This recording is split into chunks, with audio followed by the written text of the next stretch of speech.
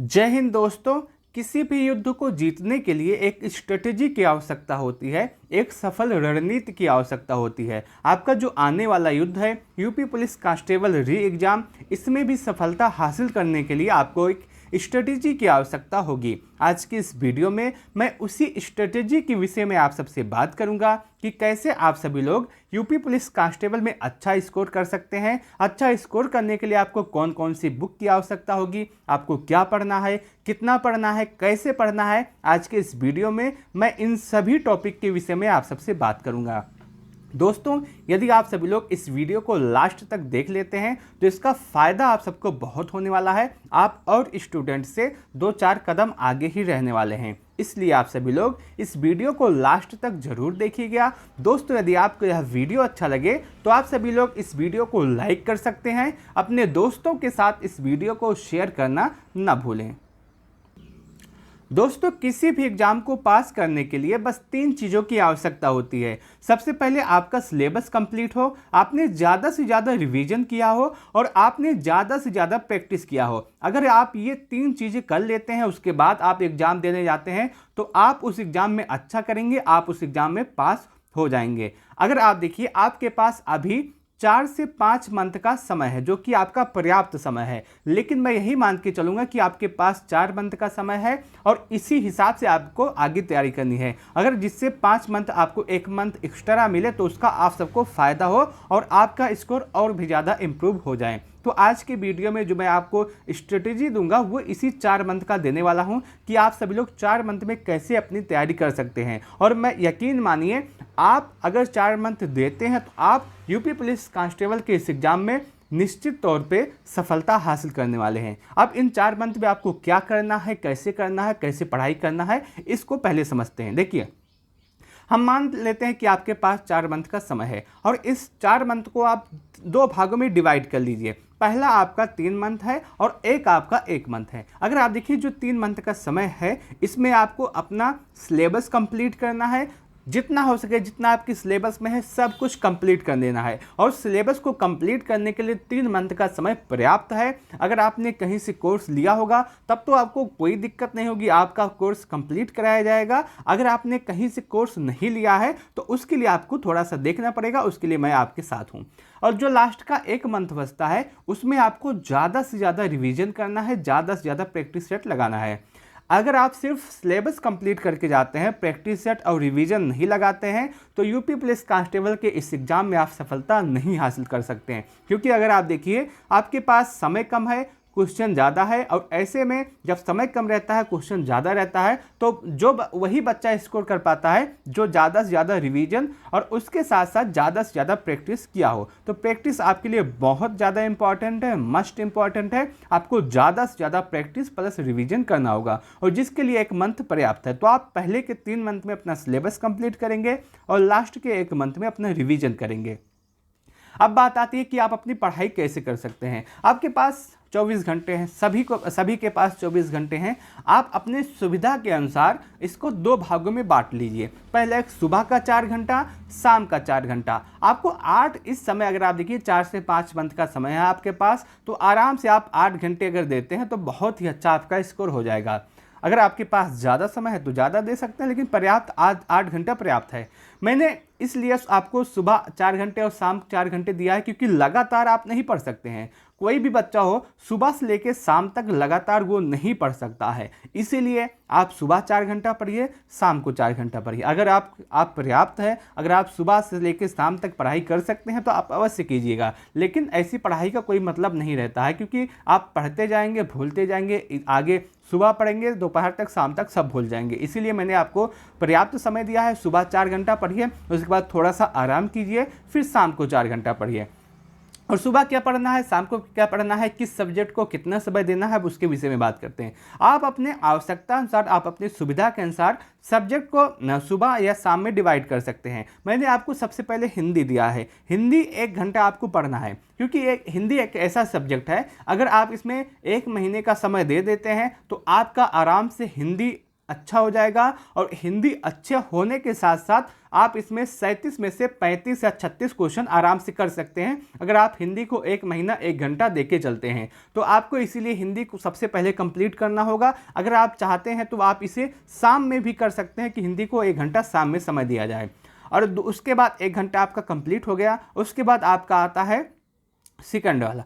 तो सेकंड में आप मैथ्स रख सकते हैं या फिर रीजनिंग रख सकते हैं। रीजनिंग आपको 2 घंटे और मैथ को भी आपको कम से कम 2 घंटे, ज़्यादा ज़्यादा आप जितना हो सके उतना दे सकते हैं। लेकिन यदि आपका सिलेबस नहीं कंप्लीट है और आपको सिलेबस कंप्लीट करना है तो आप आराम से 2 घंटा पर्याप्त है। 2 घंटा इसमें दीजिए, और उसमें भी आप ऐसा कर सकते हैं कि 1 घंटा आपका सिलेबस कंप्लीट करने में अगर आपका सिलेबस नहीं कंप्लीट है, और दूसरा घंटा आपको जो आपने पढ़ा है उसके लिए प्रैक्टिस सेट करने में, क्योंकि प्रैक्टिस बहुत ज़्यादा इंपॉर्टेंट है मैथ में भी और उसके साथ साथ रीजनिंग में भी। इसलिए आपको 1 घंटा सिलेबस कंप्लीट करना है और 1 घंटा जो आपने पढ़ा है उसका रिवीजन और उसका प्रैक्टिस करना है, बस पर्याप्त है। उसके बाद आपका आता है 3 घंटे, यहाँ पे आपके कंप्लीट हो गए। उसके बाद 1 घंटे में आप पॉलिटी या फिर इतिहास या फिर यूपी स्पेशल या फिर जियोग्राफी कोई भी एक टॉपिक उठाइए और उसको 1 घंटे में आप आराम से पढ़िए। इतना अगर आप करेंगे तो आपका सिलेबस आराम से कंप्लीट हो जाएगा। अब शाम के टाइम के विषय में बात करते हैं। शाम में आपको रीजनिंग लेना है, 2 घंटे आपको आराम से कंप्लीट करना है। अगर आपका सिलेबस कंप्लीट है तो आपको ज़्यादा से ज़्यादा प्रैक्टिस करना है, दोनों घंटे आपको प्रैक्टिस करना है, क्योंकि आप देखिए रीजनिंग बहुत ज़्यादा इंपॉर्टेंट है। रीजनिंग से ही आपके एग्जाम में 55 क्वेश्चन आते हैं और ये आपका आधा सिलेबस यहीं से कंप्लीट हो जाता है। अगर आप रीजनिंग में 55 में से 50 कर लिए तो आप यह मान के चलिएगा कि आप बहुत ही आगे हो गए हैं। इससे रीजनिंग आपके लिए बहुत ज़्यादा इंपॉर्टेंट हो जाता है।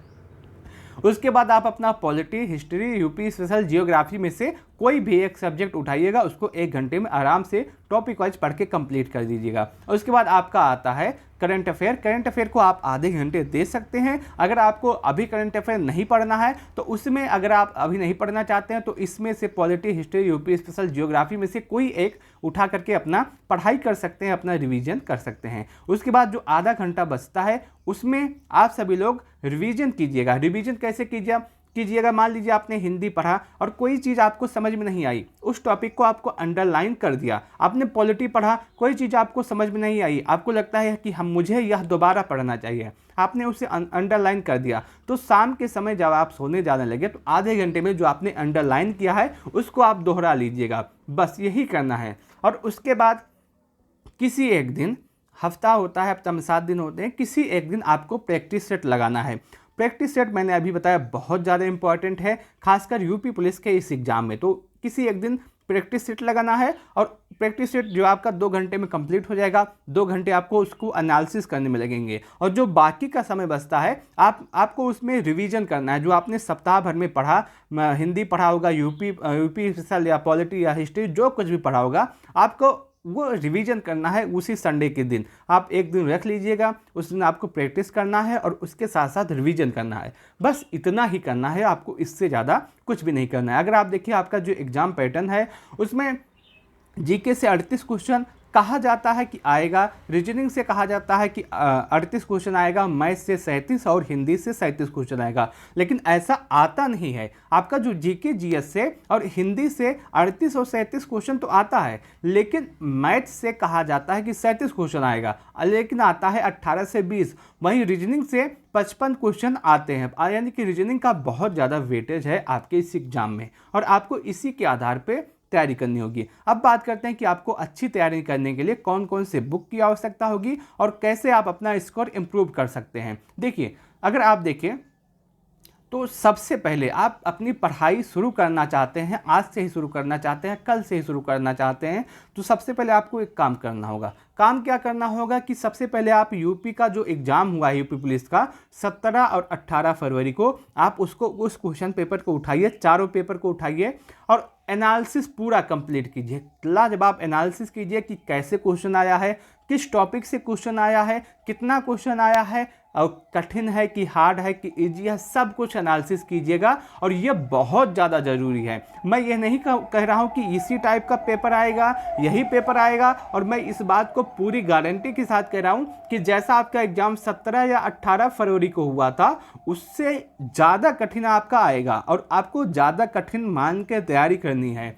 क्योंकि पेपर आपका अब इजी नहीं आएगा जैसा आपका आया था, क्योंकि जो पिछला बार री एग्ज़ाम हुआ था यूपी पुलिस में, तो जो री एग्ज़ाम का पेपर था वो बहुत ज़्यादा कठिन आया था। तो आपको यही मान के चलना है कि पेपर आपका बहुत ज़्यादा कठिन आएगा। अगर आपका इजी आता है तो इसका फ़ायदा आपको बहुत ज़्यादा होगा, और बहुत सारे बच्चे इस समय पेपर इजी मान के चलेंगे और इजी की तरह से तैयारी करेंगे, वो देखेंगे आप वो बहुत ज़्यादा पछताएंगे बाद में। तो आपको पेपर कठिन मान के चलना है कि इससे ज़्यादा कठिन तो आएगा हर हाल में, और आपको उसी अनुसार एनालिसिस करना है। और उसके बाद आपने 17 और 18 फरवरी का पूरा पेपर एनालिसिस कर लिया, और उसके बाद जो आपका यूपी पुलिस का प्रीवियस ईयर हुआ है, जितने भी पेपर आपके प्रीवियस ईयर में हुए हैं सभी को आपको एनालिसिस करना है, सभी के लिए आपको समय निकालना है। बहुत ज़्यादा ज़रूरी है, मोस्ट इंपॉर्टेंट है प्रीवियस ईयर का एनालिसिस, क्योंकि इसी से खासकर आपका जो हिंदी का सेक्शन है, मैं इस बात की गारंटी लेता हूँ कि अगर आप हिंदी एनालिसिस करके चले जाएंगे तो हिंदी में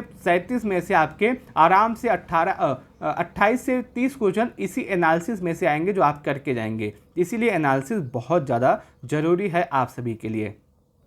अब आता है कि कौन से बुक की आपकी आवश्यकता होगी। सबसे पहले आपका हिंदी आता है। हिंदी को कंप्लीट करने के लिए आपको 2 बुक की आवश्यकता होने वाली है। सबसे पहले आपका लूसेंट और दूसरा आपका आदित्य प्रकाशन। लूसेंट इसलिए यदि आपका सिलेबस नहीं कंप्लीट है तो उसके लिए आप सिलेबस कंप्लीट कर सकते हैं। अगर आपके पास लूसेंट नहीं है, आप नहीं लेना चाहते हैं तो कोई दिक्कत नहीं, यूट्यूब पे जाएंगे, चाहे अंकित सर की यूपी हिंदी की प्लेलिस्ट होगी, चाहे आप विवेक सर की हिंदी की प्लेलिस्ट होगी, आप दोनों में से किसी को देख लीजिएगा, आपको लूसेंट पढ़ने की आवश्यकता नहीं होगी। और उसको देखने के बाद आप आदित्य बुक से, आदित्य पब्लिकेशन की बुक से ज़्यादा से ज़्यादा प्रैक्टिस कीजिएगा। मैं इस बात की अभी से कहना चाहता हूँ, जो आपका 17 और 18 का एग्जाम आया था उसके क्वेश्चन पेपर को उठाइए और हिंदी के सेक्शन को देखिए, आदित्य पब्लिकेशन की बुक से मिलाइए, आपको 30 क्वेश्चन हूबहू इसी बुक से आपको देखने के लिए मिल जाएंगे। हूबहू एक डिक्टो क्वेश्चन आपको आदित्य बुक से ही देखने के लिए मिल जाएंगे। हिंदी में बस इतना करना है। और उसके साथ साथ आपको एसआई का जो आपका एग्जाम हुआ था 54 शिफ्ट का, प्लस यूपीपी का जो प्रीवियस ईयर का सभी एग्जाम हुआ, चाहे कांस्टेबल हो, चाहे एएसआई हो, चाहे आपका जो अभी रेडियो ऑपरेटर का एग्जाम हो, कोई भी हुआ हो, उसमें हिंदी जो सेक्शन है आपको उसको आराम से लगा लेना है। 1 घंटा आपको पढ़ना है, 1 घंटा एसआई यूपीपी जो प्रीवियस ईयर का एग्जाम हुआ है उसको एनालिसिस करना है, उसको लगाना है। बस आपको यही करना है। यदि आप इतना कर लेते हैं तो मैं अभी से 100% गारंटी देता हूं कि आपका हिंदी में स्कोर 36 से कम नहीं होगा, और जो एक क्वेश्चन गलत होगा ये आपकी गलती की वजह से होगा। उसके बाद आपका मैथ का सेक्शन आता है। मैथ को अच्छा करने के लिए आपको 2 बुक की आवश्यकता होगी। 2 बुक्स में से कोई एक ले सकते हैं, चाहे आप एस.टी. यादव ले लीजिए, चाहे आप आर.एस. अग्रवाल बुक ले लीजिए। अगर आप दोनों नहीं लेना चाहते हैं तो कोई दिक्कत नहीं, आप यूट्यूब पे जाइएगा, अंकित सर की वीडियो देख लीजिएगा, आराम से आपका स्कोर अच्छा हो जाएगा। और उसके साथ साथ इसमें भी आपको एसआई का और यूपीपी पुलिस का जितना भी प्रीवियस ईयर हुआ है उसको मैथ को एनालिसिस करना है, मैथ को लगा के जाना है। अगर आप मैथ लगा के जाते हैं तो आपका स्कोर अच्छा ही होगा। उसके बाद रीजनिंग की आती है। रीजनिंग में आपको यूथ बुक ले लेना है। यदि आपका सिलेबस कंप्लीट है तो यूथ बुक की आवश्यकता आपको नहीं होगी। उस दशा में आप टेक्स्ट बुक खोलिएगा।